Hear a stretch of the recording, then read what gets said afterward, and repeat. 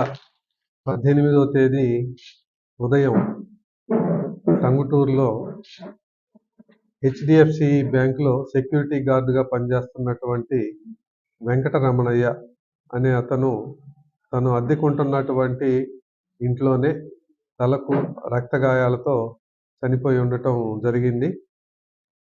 వాళ్ళ అబ్బాయి హైదరాబాద్ నుంచి వచ్చినటువంటి తర్వాత ఆ అబ్బాయి ఇచ్చినటువంటి కంప్లైంట్ మేరకు దాన్ని హత్య కేసుగా నమోదు చేయటం జరిగింది. ఉంటాడు ఇట్లా ఇంట్లో గార్డుగా పనిచేస్తూ వాళ్ళ అబ్బాయి హైదరాబాద్లో ఉంటాడు, వాళ్ళ అమ్మాయి కూడా హైదరాబాద్లోనే ఉంటారు. వాళ్ళు ఎప్పుడన్నా కానీ రేర్గా వచ్చి వెళ్తూ ఉంటారు. ఆ అబ్బాయిని అడిగితే ఈ వెంకటరమణయ్యకి ఎక్కడా కూడాను ఏమీ శత్రువులు లేరని చెప్పాడు. ఎలాంటి ఎవరితోటి ఏమి విజిబుల్స్ నగదు కానీ బంగారం కానీ ఇట్లా ఉండేటటువంటి పరిస్థితి కూడా కాదు.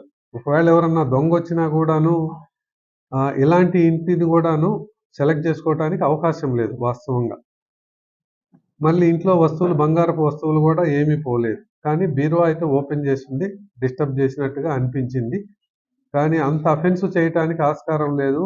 ఏదన్నా పెద్ద ఇల్లు అయ్యి ఎక్కువ ఉండి పోవాలి, ఏ విధమైనటువంటి డైరెక్షన్ తీసుకోవాలి అన్నటువంటి ఏ క్లూ లేనటువంటి ఒక సమయంలో ఈ కేసుని సింగరాయకొండ సిఐ గారు, తర్వాత అట్లాగనే వాళ్ళ team members SIs Nagamalleswararao Tanguturu, Singarayakonda Mahendra, అట్లానే జరుగుమల్లి ఎస్ఐ మహేంద్ర, వీళ్ళ టీము కరెక్ట్ 4 రోజులు డే అండ్ నైట్ వర్కౌట్ చేసి దీని మీద కేవలం 4 రోజుల వ్యవధిలోనే ఎటువంటి క్లూ లేనటువంటి ఒక కేసును ఛేదించడం జరిగింది.